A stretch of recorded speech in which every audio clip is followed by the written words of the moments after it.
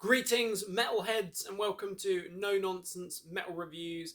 I'm George, and today I'm back with another underrated album review, an album that I feel just does not get the love and attention that it deserves from the metal world.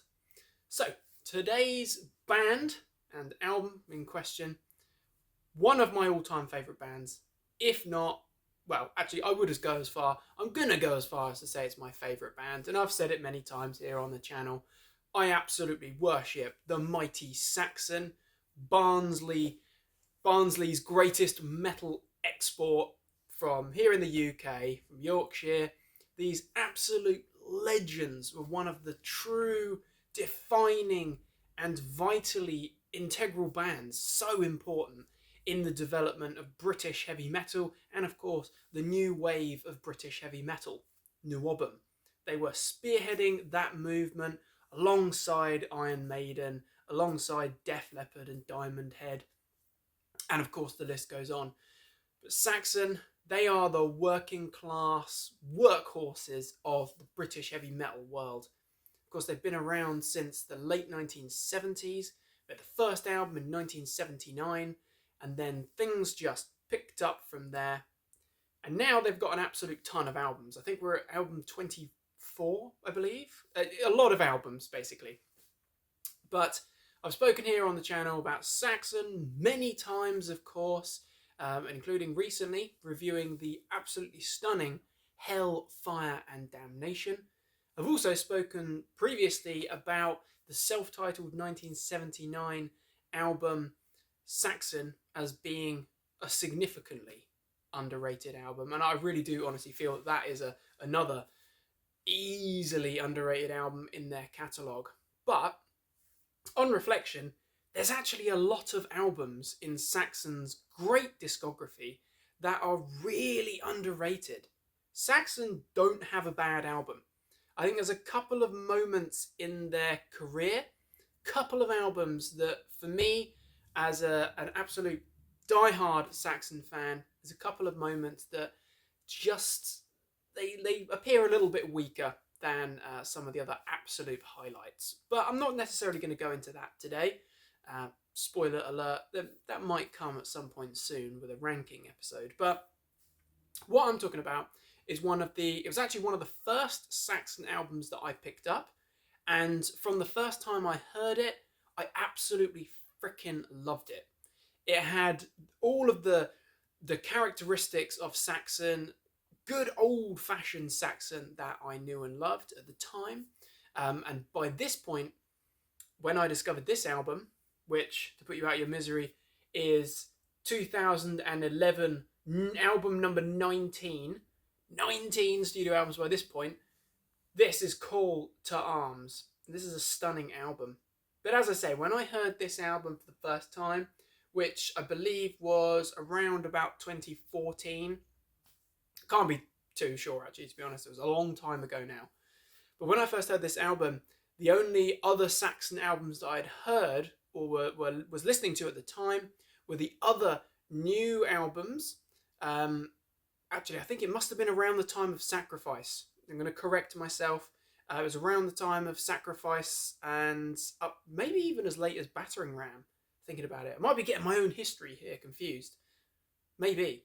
But yeah, actually, I think I'm gonna correct myself there and say that I heard this, I think it was just before we had Battering Ram released, as I remember that single, that absolutely fantastic title track from that album. That was really what got me hooked at the time. So it was Sacrifice that I was listening to. I was listening to Battering Ram and this, and also the classics, the old early classics, Wheels of Steel, Strong Arm of the Law, Denim and Leather. I hadn't actually explored that mid-period of the band, from, let's say, Crusader right the way up to Into the Labyrinth. That entire massive chunk of their catalogue, at that time, I hadn't got into yet. Obviously, over the years, just fell deeper and deeper and deeper into the Saxon rabbit hole, and there's no going back. But this album, I've always loved this one. And this particular format is a lovely digipack where we've got the artwork there in full glory. Really nice package. This is UDR Records. I think they're German-based label. And as you notice, there is a bonus CD, which is live performances, of course, from a legendary performance at Donington, Monsters of Rock Festival 1980. But we won't go into that. We won't go into that too much, because what we're here for is the absolutely brilliant original studio tracks on this album. Contain 10 tracks, and there's not a weak moment here. I think is absolutely stunning. Of course, the title track, Call to Arms, and we've got here Lord Kitchener depicted on the front there with the poster campaign from the First World War, from the Great War, and that is a beautiful track. Of course, it's more of a somber, melancholic number, but it's a heavy metal song, but it's very powerful. It's very emotive. Such an awful tragedy in human history to be writing a song about. But Biff, he actually adopts a very soft, gentle vocal approach, which is one of the few moments that I can think of in Saxon's entire career where Biff adopts that vocal style. But he does it really well. And of course, the production is fantastic. Musicianship is so solid. The whole thing just sounds absolutely fantastic. And that's just the title track. We've got 9 other brilliant songs that really pull on the heartstrings or get your head banging. So just show you the lineup that we have at this time. So until recently, this was a fairly solid lineup. In fact, it's important to note that not only have we got Biff Byford, vocalist, front and centre there, he was also involved in the production of the album as well, alongside Toby Jepson, and they do a bloody good job. So then we've got Paul Quinn on what would be Your Right, legend, absolute legend, and a fantastic guitarist. Recently left the band to pursue his own sort of walks, and fair enough.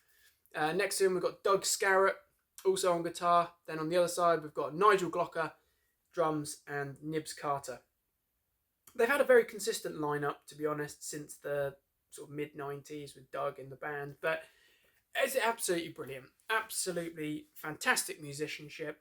What we do also get is the great Don Airey. May have heard of from contributing and working with pretty much every band you can think of in the sort of prog and rock world. I think currently he's actually in the Deep Purple, most recent incarnation of Deep Purple anyway. We've got Don Airey featuring on Mists of Avalon and When Doomsday Comes, which is lovely. His keyboard contributions are absolutely glorious on those tracks. So this album, there's a few interesting points about it. This album in 2011 followed on from, in my opinion, a completely unbroken run of really freaking solid, top-notch, heavy metal, but very heavy metal albums. Also power metal infusion there. Certainly when we look at the previous album, Into the Labyrinth, kicking off with Battalions of Steel.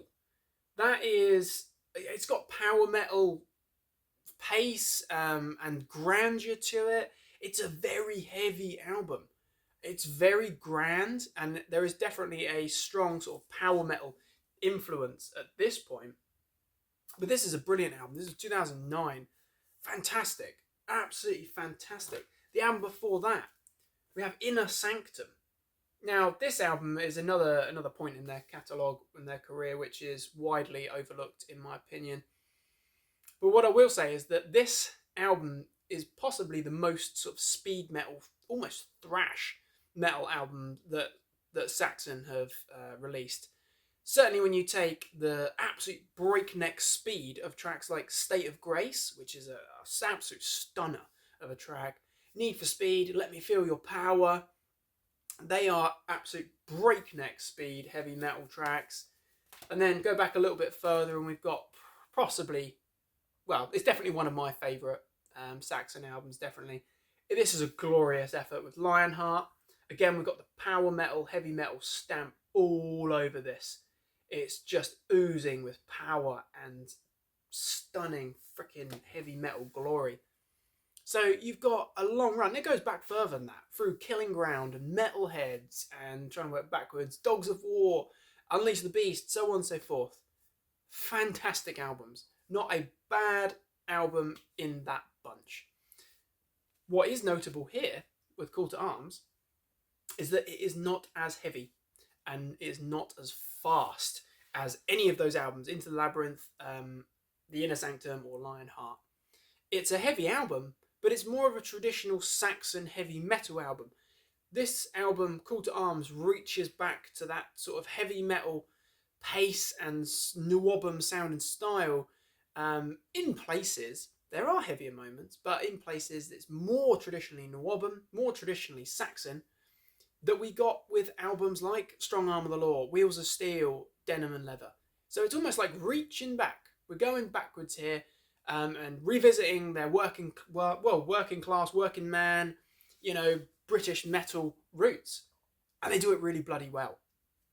We kick off the album with Hammer of the Gods, which is a groovy, heavy metal stomping track. It's not too fast, it's not too heavy, it's just really bloody good. Covering themes of the Norse gods, I believe. Hammer of the Gods. It's a real fist-pounding heavy metal number. Guitar work is brilliant, but it's noticeably more of like a rock style guitar work or early heavy metal than an almost thrash style riff. Bloody great. Second track, back in 79. Wow, what a rock and roll stomper that is. That is a groovy, almost a little bit bluesy, great heavy rocking track. Absolutely love it. It's a real anthem. It's a real chant along, grooving out track. Freaking love it. Surviving Against the Odds is a little bit of a faster pace, a little bit more speed metal in there. Again, it's an anthem. It's Saxon's working class attitude. We get Mists of Avalon, which is an absolutely beautiful track. That's very epic. That's got a kind of power metal nature to it, a little bit of a power metal tendency there, and it's very stunning stuff. It's beautiful songwriting and musicianship. It sounds very grand. Biff's vocals sound flawless. I honestly do think that Biff Byford is one of the best metal vocalists out there, and he sounds fantastic on that particular track. Soaring vocals, really catchy chorus, really stunning, almost melancholic guitar work and leads there. Oh, it's just glorious. The title track I've already mentioned. That's a somber moment, but it's a real heartfelt one as well. You really do just kind of stop and pay attention, and you feel humbled by a track like that. Before we pick up with another grooving, rocking track, good rocking stomper, Chasing the Bullet. Again, it's a working class kind of lyrical content and approach. It's great. It's classic Saxon. It's got that classic Saxon style, but it's brilliant. It's one of their more rock, almost like AC/DC tracks that we get, such as Live to Rock from the previous album, or I Gotta Rock to Stay Alive, all that sort of stuff, where we've got those tracks that are very catchy. They are very rocking. And then we've got Afterburner, which is easily the heaviest track on the album. That's more akin to the sort of stuff that we were getting with Into the Labyrinth and The Inner Sanctum, or back to Unleash the Beast, Killing Ground. Fast, heavy, thick riffs, and it's speed metal. It's definitely a speedy, heavy track, heavier than what a lot of their fellow NWOBHM bands are producing these days, anyway. But freaking good. And then we got a couple of tracks, or I believe at least one track, certainly the next track, which is When Doomsday Comes, Hybrid Theory. And I believe that actually featured in a film soundtrack. I don't know why, that sort of comes to mind. I think I read that at some point. But again, it's very heavy. We've got a little bit of a different sort of nature, a little bit more technical, a little bit kind of progressive, a little bit odd. But it's quite a dark track, actually. It's sort of got these dark vibes, but it's very grand. So again, we get more of these sort of power metal sounds in there. No Rest for the Wicked. Again, it's quite similar to Hybrid Theory, actually, or When Doomsday Comes. It's a heavy track. They're arguably the three heaviest tracks, Afterburner through No Rest for the Wicked. Before the album proper closes with one of my favourite tracks from the album, Ballad of a Working Man. And again, this is a working class track. I know that I keep saying that term sort of comes up quite a lot, but this whole album does have a very working man's kind of aesthetic to it and lyrical content. And it's a track about the working class, just the working man, the men and women of the industrial revolutions that got this nation, the United Kingdom, to be the industrial powerhouse that it was, evolving and industries growing and producing and all the steel and so on and so forth. Lovely content. I really do. I love my history. Certainly the history of this nation and the industrial revolution. So a track like that really does tick all the boxes for me. I think it's a good rocking track. It's not a speed metal track. It's not full throttle Saxon assault. Not by any means. Actually, it's a lovely rocking track with a real humble nature to it. And it's just brilliant because the Biff and the boys sound spot on. And I think that's one of the things with Saxon, is that they're not just a great band. They are absolutely fantastic musicians. You know, you can hear Nib's bass work the whole time, thundering in the background, keeping that nice thick low end. Nigel Glocker is an absolute engine. He's a machine. He just keeps the whole thing going. His drumming is fantastic. And the production, like I mentioned at the start of this review, the production really does benefit the musicians. It's perfect. And of course, Paul and Doug, what a great guitar duo. You know, yeah, we've got, you know, Smith and Murray. Yeah, we've got KK and Downing, or in more recent times, Sneap and Faulkner. Yeah, we've got these great guitar duos, but what about Paul and Doug? Because, yeah, Oliver Dawson maybe, but these guys, absolutely brilliant duo. This is a power duo. Sound fantastic here. Brilliant guitarists. Absolutely legendary. And, of course, one edition of this great album was not quite enough for me. So I've recently picked up this. This is a lovely vinyl single disc, I should say. Single sleeve, not a gatefold. Vinyl issue of the album to show off this nice insert here. So we've got our lyrics and a little bit of information as well. And it is just a standard black vinyl, but this appeared very inexpensive on Amazon recently, so I decided to pick up a copy while it was at a good, reasonable price, and I'm glad I did, because it's such a good album. The album does, and this version and the CD, does contain a bonus track, which is an orchestral, I should say, version of the title track, A Call to Arms, which also appears on the compilation album, I think it's Unplugged and Strung Up. I've got it here somewhere. An interesting album. Is it Unplugged? Unplugged and Strung Up. Yeah, got it right. The brain's still working. But a good version, very orchestral, and that title track, A Call to Arms, because of its melancholic, grand nature, is made for an orchestral version as well. And it does sound fantastic. Start to finish, this is a brilliant, brilliant Saxon album, and I just do feel that this album is so overlooked.